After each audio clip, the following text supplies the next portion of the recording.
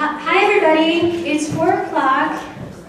We're going to start. Thank you so much for coming. You're at the panel Origin Stories, Beliefs and Identity in Virginia Memoirs. And we have Matthew Vollmer, who wrote All of Us Together in the End, a beautiful memoir that just came out from Hub City Press. And we have Sofia Samatar, who wrote The White Mosque, another beautiful memoir that was published this year by Catapult. I have a few housekeeping things I have to tell you before we start and before I introduce these talented authors. My name is Sharon Harrigan. I live in Charlottesville. I'm a writer. I published a memoir and a novel. My novel was part of the Virginia Festival of the Book last year, which was really fun, and my memoir was a few years before that. I teach here locally. I want to give a little plug. I know Gail Esterman, who's the program manager for Writer House, is here. So if you have any questions about Writer House, where I teach, you can ask her. I noticed there are some people here who have taken classes at Writer House. So I'm glad to see you here. It's really a wonderful resource. If you're local, come and ask me any questions about it. I'd be happy to tell you. You're at the Virginia Festival of the Book. It's exciting to have it be here in person again. And the Virginia Festival of the Book, I have to tell you, is a program of Virginia Humanities, a statewide organization whose mission is to connect people and ideas to explore the human experience. First of all, I would like to encourage you to turn off your cell phones, not just because all of us here will be distracted, but all of the audience who's going to be listening to this live stream to be recorded will hear it over and over again. So please take the time to do that. Please look around your space, notice where the exits are. As you can see in the back of the room, very important, we have books for sale, both books by our authors. So please buy as many as you can. Also, so when we're done, the authors will stay here. You can go to the back, buy your books, then bring your books up for them to sign. And I'm sure they'd be happy to answer your questions and chat with you a little bit. I'd like to thank the Virginia Festival of the Book's premier sponsor, the Joseph and Robert Cornell Memorial Foundation, for sponsoring this event. And I'd like to thank all of you who are sponsoring the event by coming here and buying books, but also we're hoping that you will be inspired to donate because, as you know, this event and all the events, most of the events, some of them are ticketed, but most of the events are free, which does not mean that they're without cost. So if you if you're interested in donating, you can text VA book, all lowercase, to 56651, or you can use one of the QR codes designated that are posted around the room and in the program. There are programs on the table if you don't have any.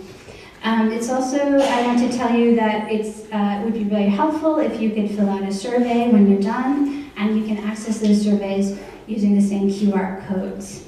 If you have any questions about this, ask me or one of the volunteers after we're done. So I'll let you know the format. I'm going to introduce one author at a time. We decided to go in alphabetical order, and I'll give their bios, and then they will read a short excerpt of their book. And then, so Sofia will go first, and then after that I'll give Matthew's bio, and he will read an excerpt. Then I'll ask a few questions, and after that I'll open up the questions to you. Someone just reminded me that when I open the questions to the audience, I should repeat the question because it's important to be able to hear it through the microphone. Thank you so much for coming. It's very exciting to be here. So I'm going to first introduce Sofia Samatar. She is the author of 5 books. Most recently, The White Mask, which she's going to be reading from today, which is a PEN Jean Stein Award finalist. Her works include the World Fantasy Award-winning A Stranger in Olandria and Monster Portraits, a collaboration with her brother, the artist Del Samatar. Her next book, Tone, a collaborative study of literary tone with Kate Zambrino, is forthcoming in fall 2023. So maybe she'll be back next year to talk about that. In 2024, she is very prolific. She will publish 2 books, a science fiction novella called The Practice, The Horizon, and the Chain, and a meditation on writing called Opacities. Sophia is Roop Distinguished Professor of English at James Madison University, where she teaches African literature, Arabic literature, and speculative fiction. And she's bringing that.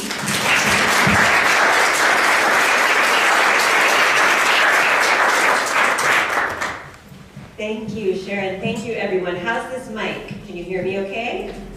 Okay.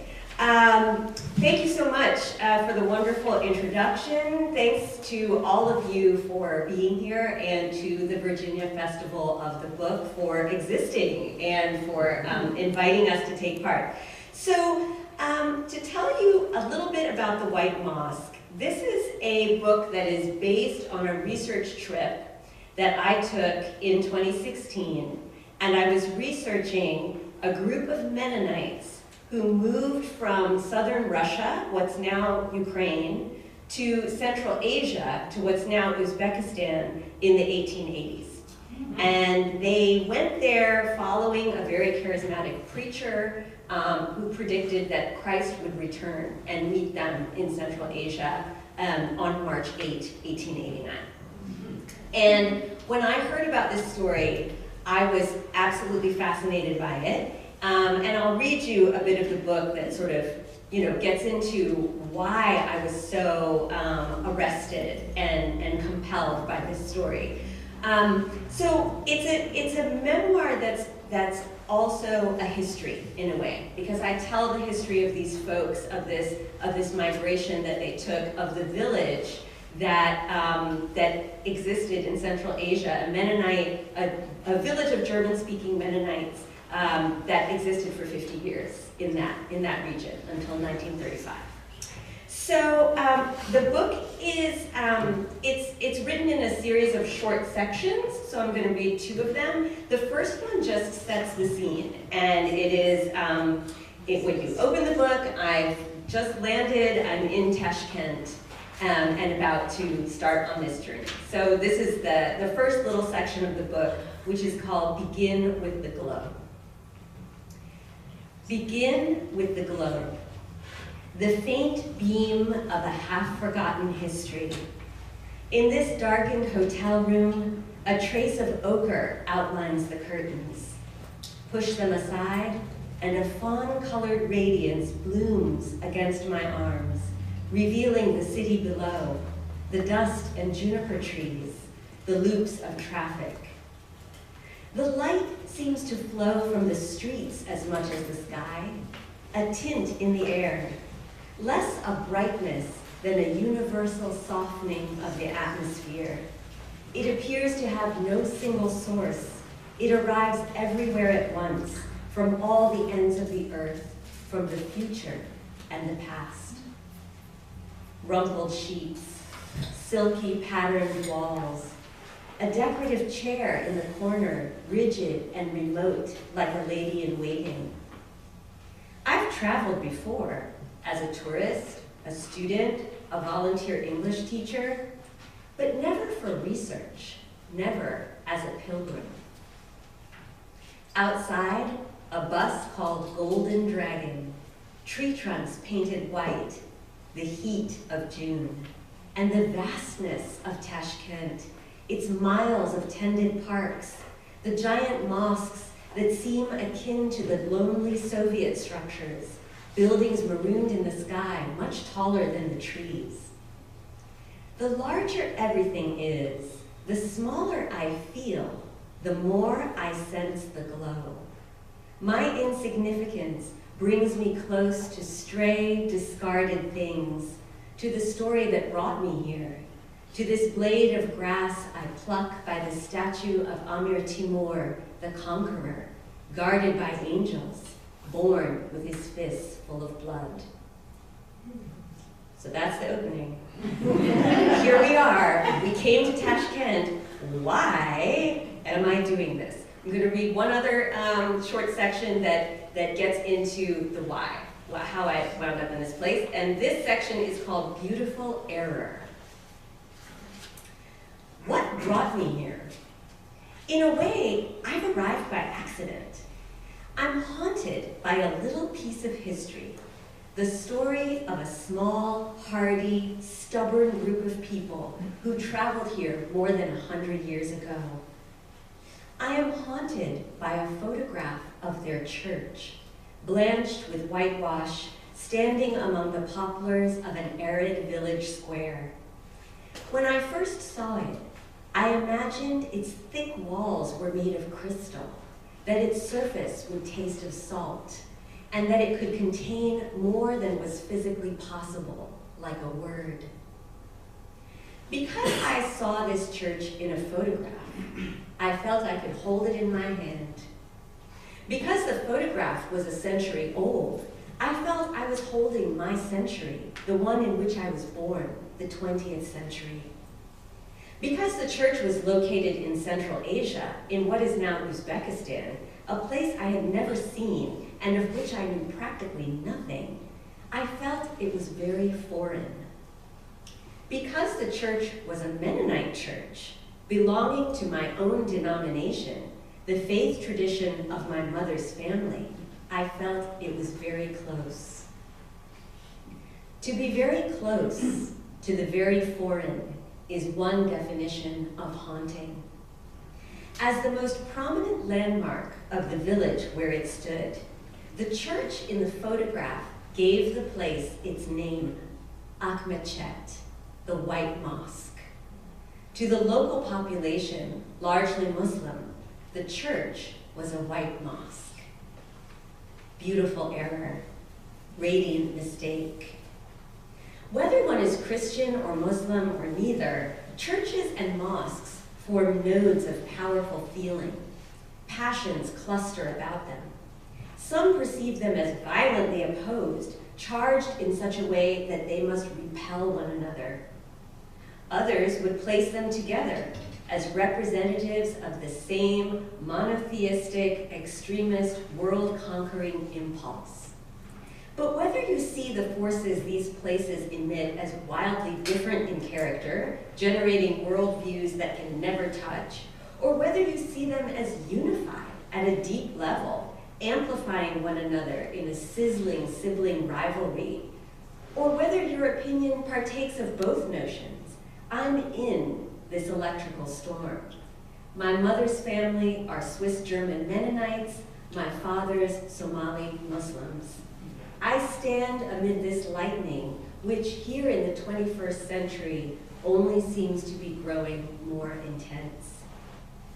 And so I wished to go inside the church that was a mosque. Its simplicity, its almost blinding pallor. The church crumbled decades ago. It no longer exists.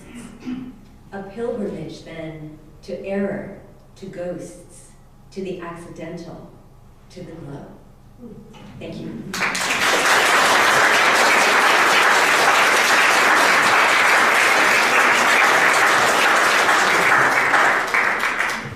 Well, that was really beautiful. Now I know you're going to all want to read the book. So next we have Matthew Vollmer, whose book will also be for sale, All of Us Together in the End. I'll give you his short bio. Matthew is also prolific.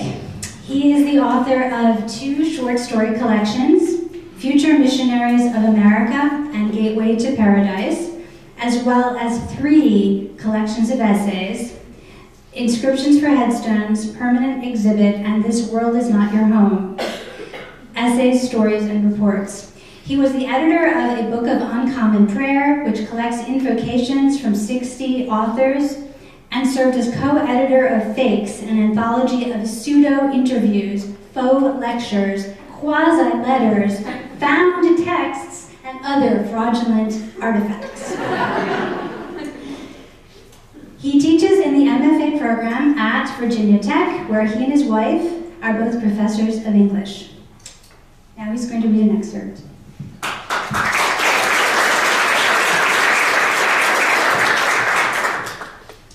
Thanks for having me.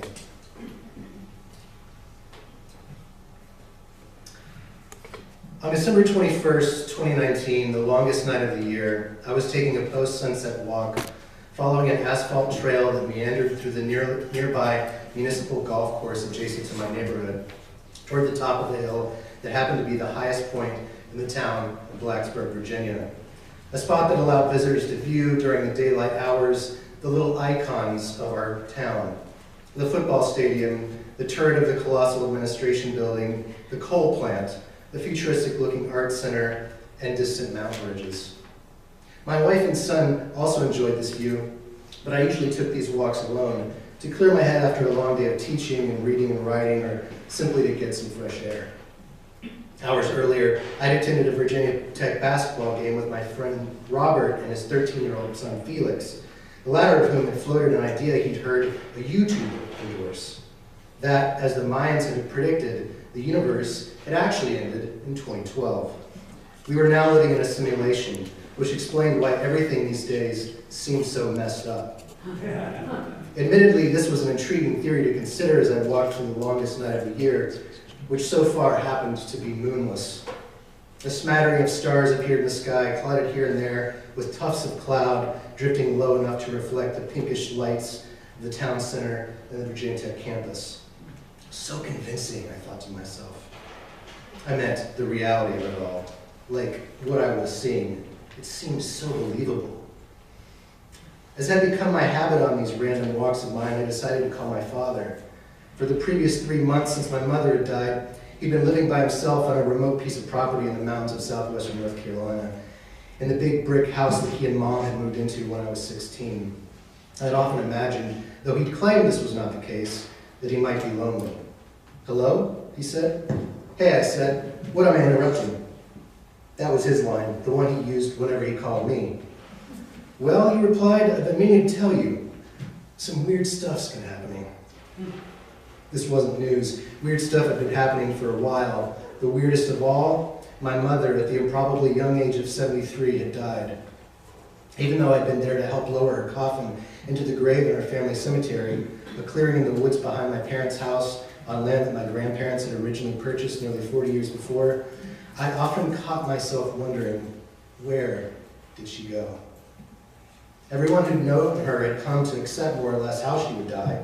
She had been diagnosed with dementia in her mid-60s, and then Alzheimer's, and then finally Parkinson's. But the fact of her disappearance seemed no less incomprehensible. You see, once upon a time, my mother had been a dynamo.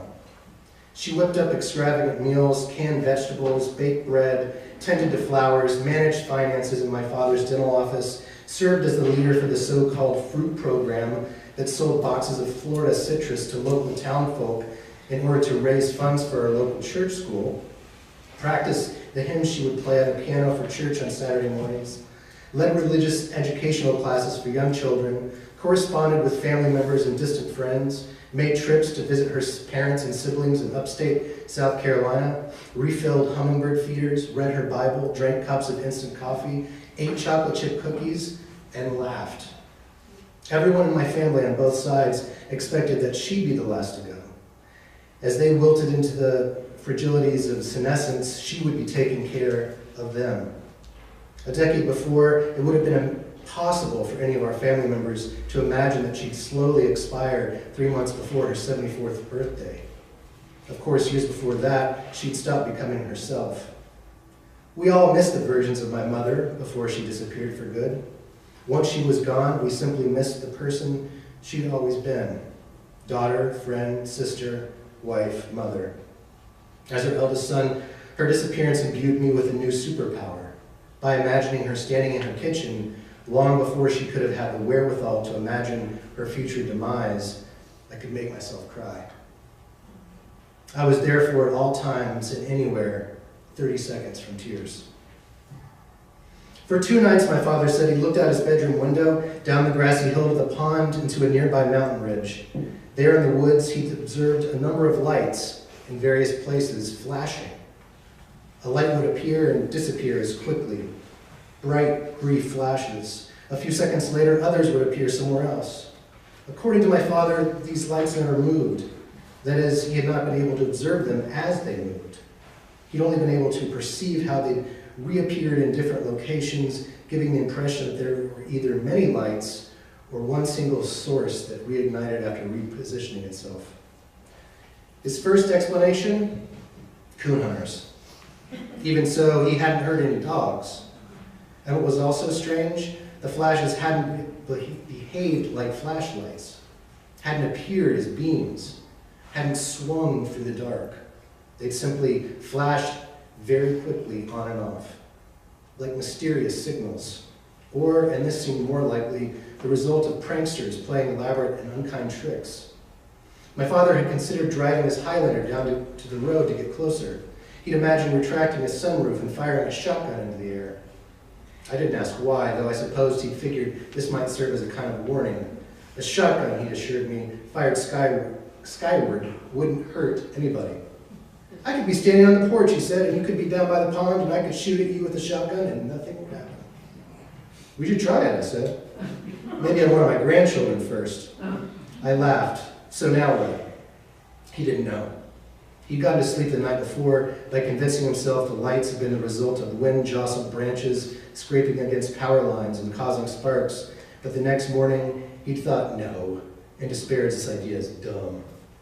He'd walked to the place where, according to his estimation, the lights had appeared. There he followed a trail winding to the ridgetop. He hadn't found anything, though he confirmed something he'd already known. The woods were too densely tangled to negotiate properly or quickly. In addition to trees, the forest housed too many vines and briars and rhododendron for anyone to navigate at the speed the flashes would have required. He couldn't say what he'd seen. Even so, he convinced himself of one thing for sure. The lights were not human in origin. Maybe, I suggested, it's Mom trying to get in touch with us. Dad ignored me. He knew that I knew he didn't believe in ghosts. His religion wouldn't allow it. My father had no other choice on the first day of winter and the longest night of the year but to keep watch and to wait.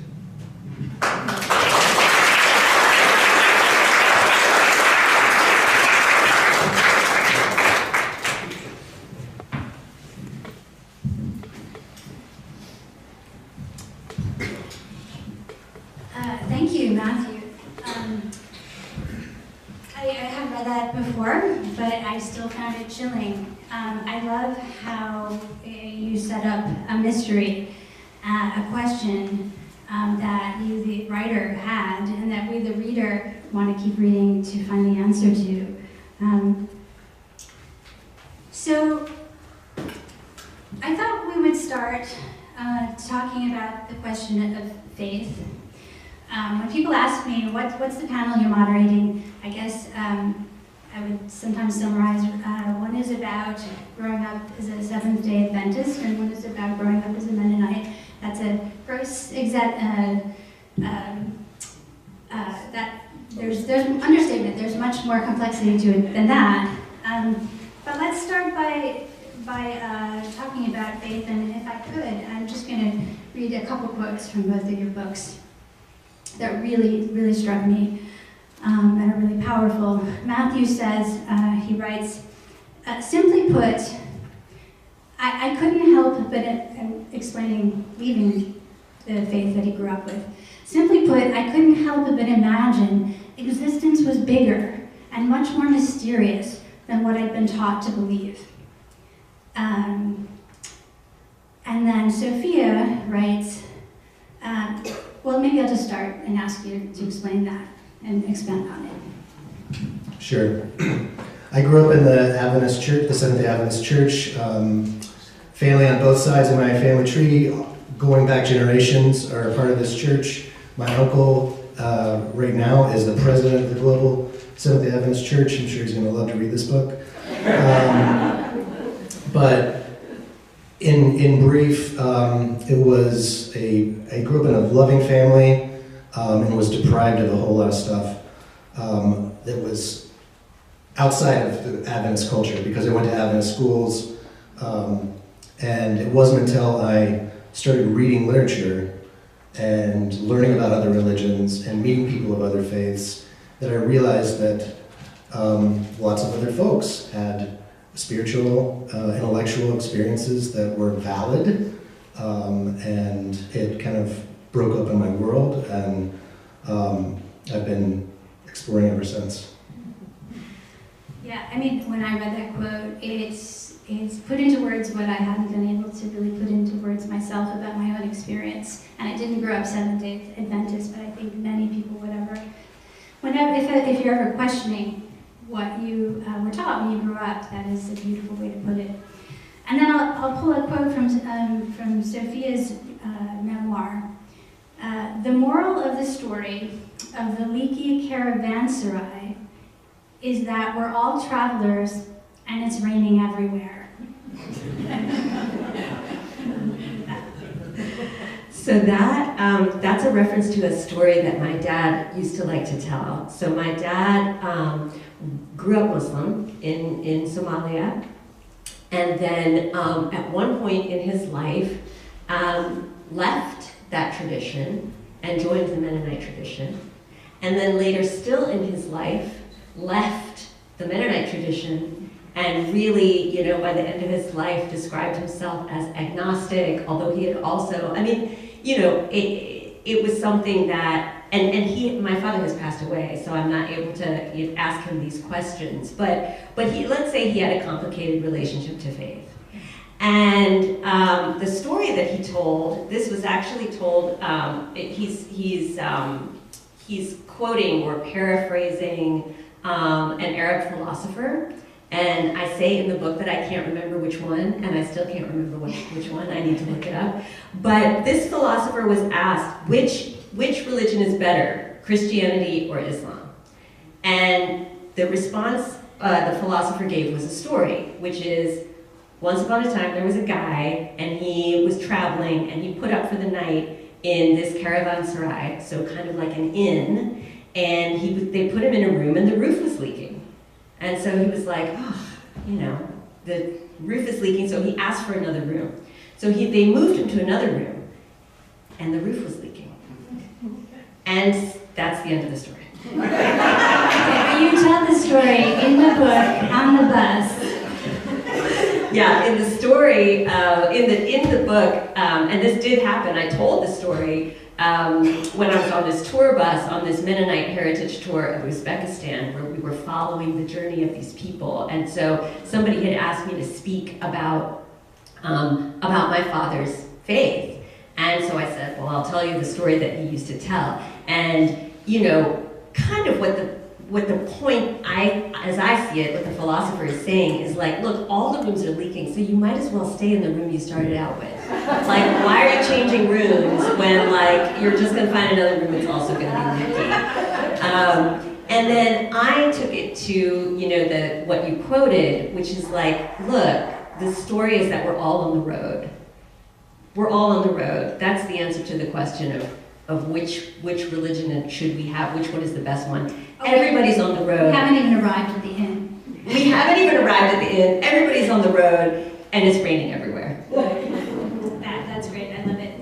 I mean, my experience of reading both of these books was I just like underlined everything and pulled out a bunch of quotes. And really, what I wanted to do was just have them read, and then I just wanted to pull out my favorite quotes and then have them talk about those. But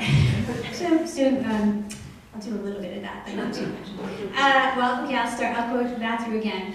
It was really interesting to see the themes that were common between the two books. As you could hear, they sound very different. Each of these writers has a really distinctive voice. But there's quite a few themes going through that are common. And so the next thing I wanted to ask was about parents, extraordinary parents. Both of you write about your extraordinary parents. And Matthew wrote, if we, I guess the Seventh-day Adventists, could be said to lay claim to a single tradition, it was that we all felt completely overshadowed by the legacies of our fathers. And this fact became part of the reason why the idea of a heavenly Father had come so naturally to us. Our fathers were the first deities we'd ever known. Maybe I should just, I have more, but I'll let you remark on that. Yeah, so growing up in a town of 1,600 people in the mountains of southwestern North Carolina with a dad who was a beloved dentist in the town, he's like a celebrity.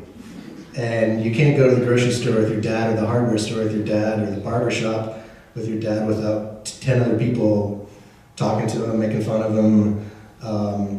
And as a kid, as a shy kid who was kind of squirreled away in these little tiny Adventist pockets, where I went to an elementary school with 30 kids in it in grades 1 through 8. I would ride my bike around town. I felt pretty conspicuous because I didn't know who anyone was, and they didn't know who I was. Or if they did, they only knew it because I was my dad's son. But I always felt like my parents, who never argued, who never raised their voices at each other, who never fought, I thought they had a perfect relationship. It turned out that's not true. No relationship. And that's really part of the story of the book, is that they start out as these deities. Your mother you describe as stunningly beautiful, furiously industrious. In the piece you read, you called her a dynamo. And then you say in the book, I just wanted them to be more human because then I'd have less to live up to. And as I was reading the book, I also thought, like, these people are, there must be some cracks. And then what happens in the course of the book, you make them, they become human. They become fully rounded human characters, and that is, I think, extraordinary, and a big part of what the story's about. For sure. And did you want to say more about? You talked about how your parents met, which is a pretty extraordinary story. Yeah, my parents met in Somalia, where my mother went in the 1960s as an English teacher with Eastern Mennonite Missions. So she went with a missionary group to teach English in Somalia, and she lived there for 7 years. And she and my dad got married there, and then came back to the U.S. and had me and my brother.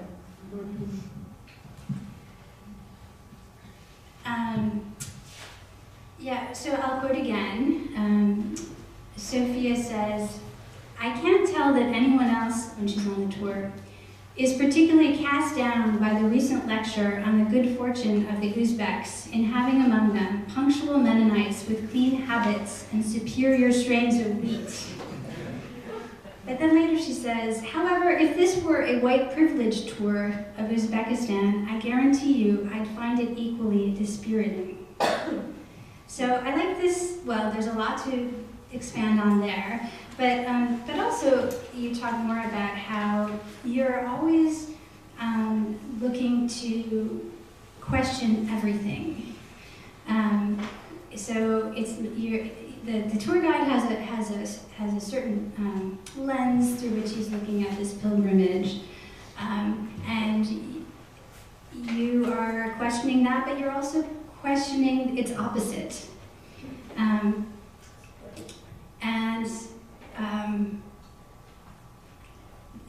So that's your quest. You are a pilgrim, as you said, but also you're a pilgrim who's questioning the pilgrimage, and maybe you have something else that you're a different goal than the other pilgrims have.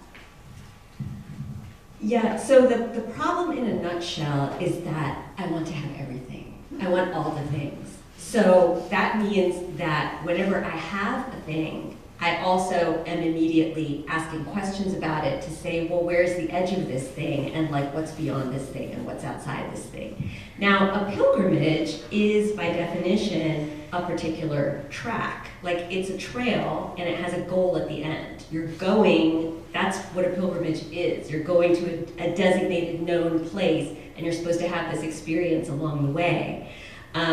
But my inclination is always to go off the track and to digress, which takes a few different forms in the book. One of them, in terms of the stories that I've been told, and one of them certainly is a story of Mennonites being very amazing people who are the greatest farmers and who are, going to go around the world teaching people how to dig wells and do all these things.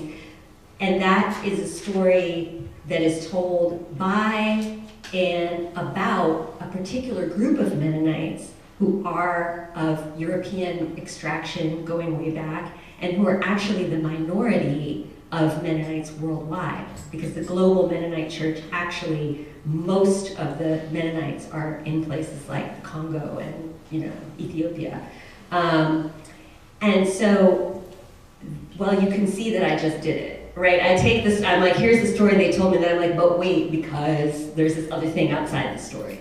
And so that's kind of what I'm addressing in some of those pieces you quoted, but it also really affects the form of the book, which is a journey. And if you look at the table of contents, it's like Tashkent, Samarkand, Bukhara, like we're going on a trip through Uzbekistan, but in each chapter, I'm kind of like branching off into this other topic. Let's talk about missions, let's talk about martyrs, let's talk about my high school experience. So I think that it's in many ways when you write, and you will know this, it's trying to turn what could be a flaw into something that you can use. Yeah, so you both did a lot of research for the book, and that's one of the common threads. And and Matthew does, I mean, there's the research into the faiths that you talk about, but Matthew does the research into what the heck is happening with those lights, right? So could you talk about the research you did, both of you, and how you knew how much to put in and how much to leave out? Yeah, well, one of the first things I did was I put ghost lights into Amazon to find any books about ghost lights. And the first book that popped up was by a man named Charles Gritzner, a geography professor from South Dakota, who'd written a book called North Carolina's Ghost Lights. And so that was on point. And it turns out his claim is that North Carolina as a state has more ghost light phenomena than any other state in the U.S., at least recorded. And his other claim was that nobody cares. That science doesn't care, science can't get funded to research it, because it's, I don't know, it's just, fairy lights in the woods, will-o'-the-wisp, whatever you want to call them, corpse candles. And so, I was doing that kind of research, but I was also calling my father every single day because I knew I had asked him to keep track of the lights, because there was an evolution. They started out as these flashing things. There were orbs, there were projector beam type things. He woke up once, looked into the hickory tree outside of his window, and there were green phantasmagoric leaves in the tree. And when he touched his phone to take a picture of it, they went out. So I was doing research in that, calling my dad every day, getting the world. You were also controlling for the variables, like, does it only happen when he's there? You went there right. when he wasn't there? I went there when he wasn't there, yeah. I saw it. My friends, I brought a friend with me, he saw it. A number of people witnessed the lights. But I also, did some research on I'm forgetting what it's called, United Earthlight Alliance, which is a bunch of scientists who actually want to study this, but they can't get funding. And then I talked to people, because anyone who knew me during this stage would probably, and my wife Kelly's in the audience, she could probably attest to this, oh God, he's going on about the lights again. Here's a 30-minute long story about what he's seen. But I was also asking other people what they thought. And people had a lot of strong opinions about it. People had a lot of strong opinions about it. So I just, as with anything, I write and then I revise, and a lot of that research goes into it. But for me, it's all about the dramatic arc and how does it propel the story forward. And if it's like turning its wheels, then I need to back up and. Yeah, it very much felt like the research was there because you, the writer, wanted to find stuff out. And then when you found stuff out, you told us because we really wanted to know too. It was kind of an as need-to-know basis. Well, it sounds like something that we share is getting into stories that are neglected stories. Because although I went to a Mennonite high school and a Mennonite college. Mennonite boarding school. Yes, I did. And by choice. Read about it here. And I had this really a Mennonite education. I had never heard this story about these people that went to Central Asia.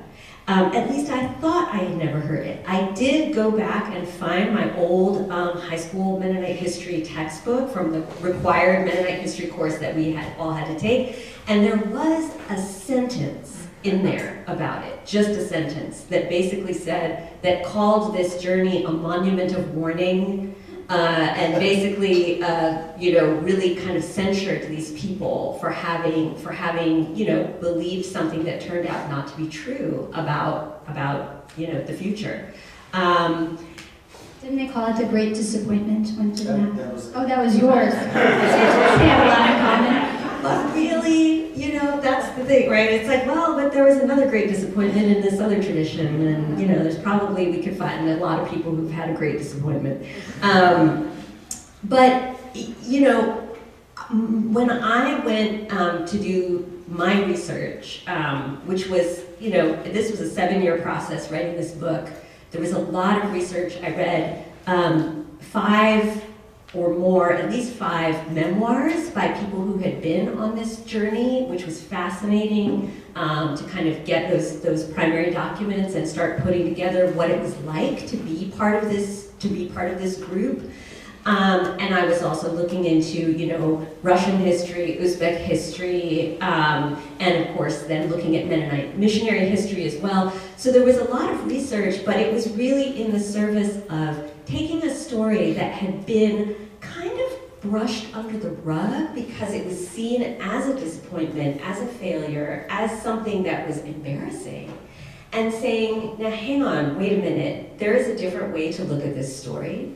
Because to me, yes, okay, they thought something was going to happen, it didn't, Jesus didn't come back, spoiler, and that didn't happen. But to me, the story becomes interesting after that. Because the question that it addresses is, what do you do now? What about when everything fell apart, your entire worldview has kind of crumbled, now what do you do? And it's the fact that this village existed in Uzbekistan for 50 years until they were deported by the Bolsheviks in 1935. But they had a life there. And that to me is incredible, it's beautiful, it's worth celebrating. I have so many more beautiful quotes to quote for you, but I think it's time to ask for questions from the audience. Yes, Erin is nodding. Yes, Sharon, it is time. So I will repeat the question so that people who are watching on the camera can hear. So raise your hand if you have a question. I know you do. Yes, in the back. I want to comment about, to Sofia, about, has she seen the film Talking Women, and if so, what do you think?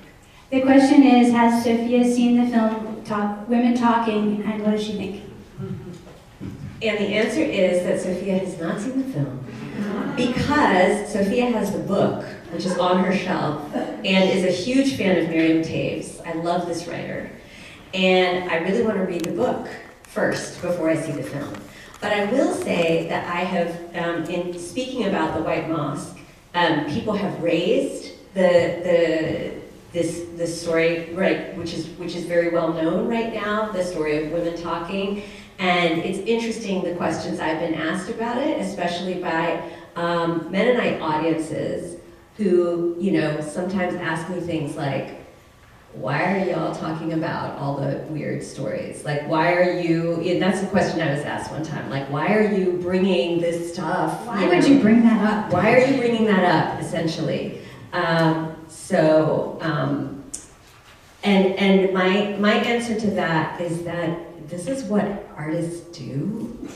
Like, this is what art is for, and that's the service to the community, is that we do bring the things that, have been deliberately buried and repressed, and we bring them to where they can be discussed and they can be seen and they can cease to be so frightening and cease to have this kind of power over us.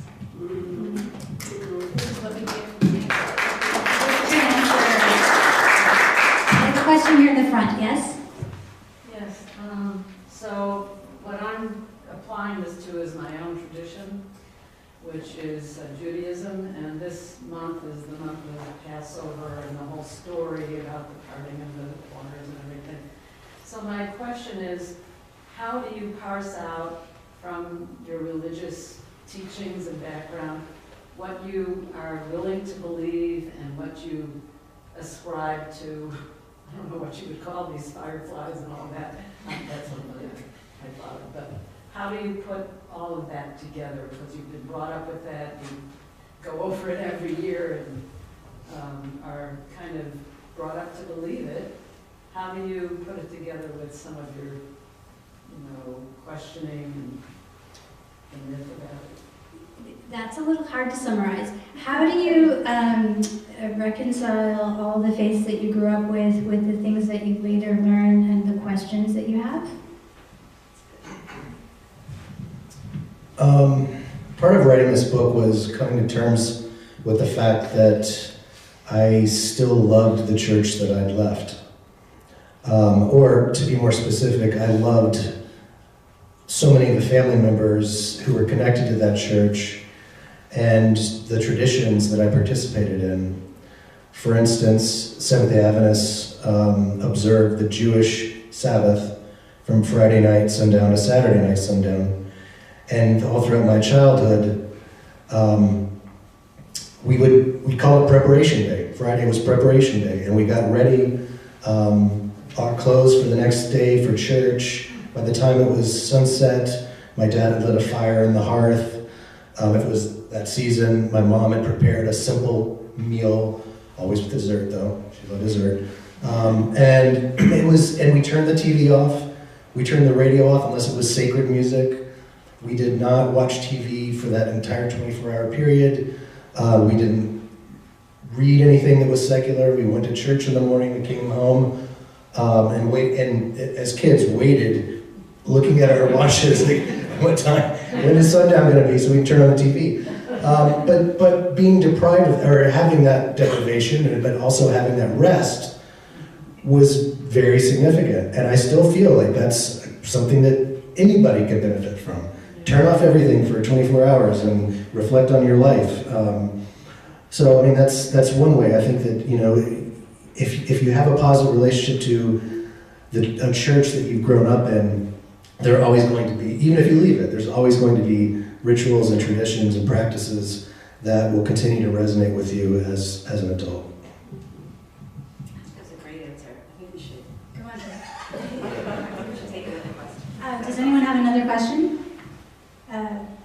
Yes, you, and then you in the middle after.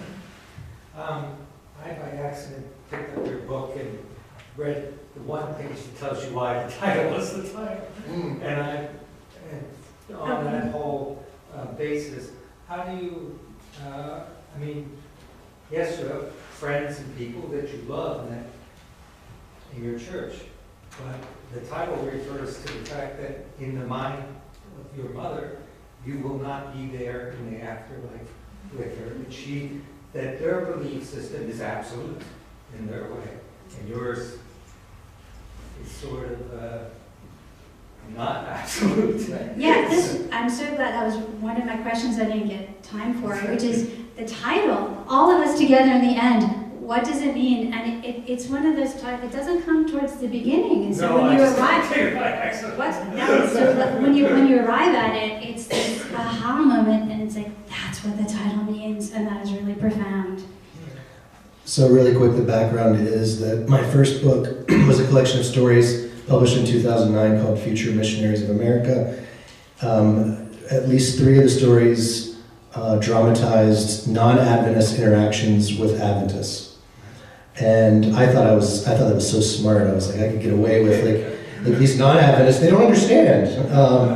But my cousin, who's deeply within the church, read it and sent me an email that said,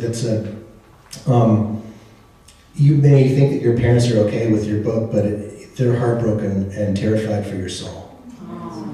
And I've always had a really close relationship to my parents, and so I called up my mom and I said, get a load of this. This is what Emily thinks. And she just was completely silent. My mom, never at a loss for words, started quietly weeping. Only seen her cry 3 times in my life. And I said, Mom, what's wrong? And she said, I just want us all to be together in the end. And I was like, oh. But then I had to correct her and say, you know, there's going to be a lot of non-Adventists in heaven. And she said, I know. I said, just because my sister's an Adventist doesn't mean she's going to be there. But anyway, it was difficult, and I can't remember what I'm supposed to be answering right now. But that's where the title did come from. Yes, in the middle. First of all, I want to tell Sofia, your writing is so beautiful. I hope everybody will read your book. I'm really loving it. Thank you. Then I wanted to address something to Matthew. I'm a health educator, and I love asking people, what is the only blue zone in our country?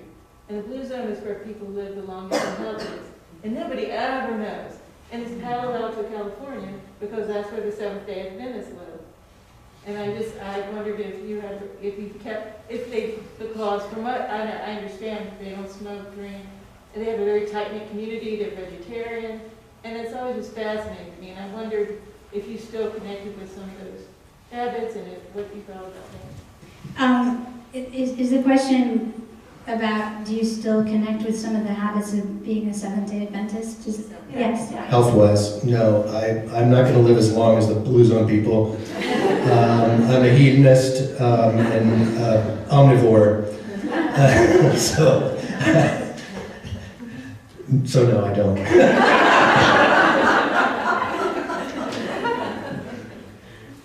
I think we have time for another question or two. If not, I would love to follow up on the question about education. You already said, Sofia, that you went to a boarding school for high school, Mennonite boarding school, and a Mennonite college. But I love the quote in the book that not everyone was at this boarding school voluntarily. In fact, there was a threat that some people would get, which is in Mennonite households, if you don't behave, I'm going to send you to the Mennonites. And then I love the common thread that you, Matthew, also went to a boarding school, but it was what everyone did. It was what you always expected to do. There wasn't a sense of choice, I don't think, at all. But then you did not go to, then you went on to go to a secular university. So if you could comment on those choices. So my first year of high school was in my town where I grew up, South Orange, New Jersey, and it was a very, very big high school, and it was a very tough high school, and it was a place where there were just a lot of things that kind of went wrong, not to me, but at the school in general, the year that I started high school. And I was, I think my parents could tell that I was really shrinking inside myself, didn't want to interact with people, and they were concerned about me. And so my mom asked me, would you like to try a different high school? And I was like, yes. I didn't care where it was. It could have been on the moon. I would have been like, absolutely, soup me up, I'm going. And so, and I loved it. I loved my high school. I mean, when I write about it in the book, there are some, kind of things that maybe appear different to me later that were experiences I had then. But at the time, I just remember arriving at that school and they had lockers, just like my high school in New Jersey. There were no locks. And I was like, there's no crime here. Which, there's no place where there's no crime. But they're pacifists, they're non-violent. But there was,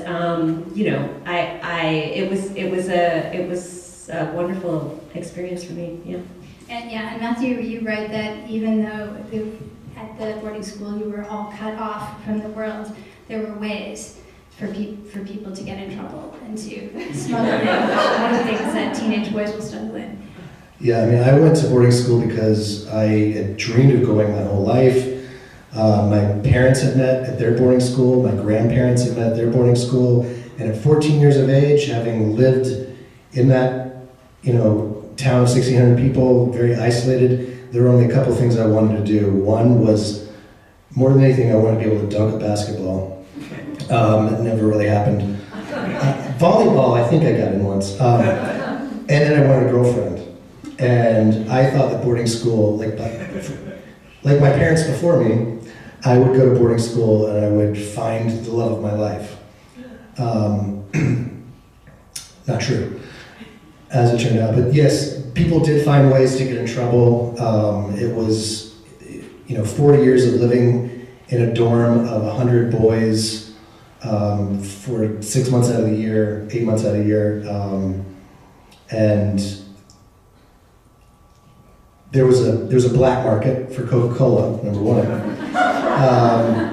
There were periodic room searches where people would, have to give up their Playboy magazines or their their Metallica cassettes or whatever it was. But yeah, it wasn't all purity and light. Well, I think maybe that purity, it wasn't all purity and light. I think that's what we're ending with. This has been fabulous. I love these two books. As you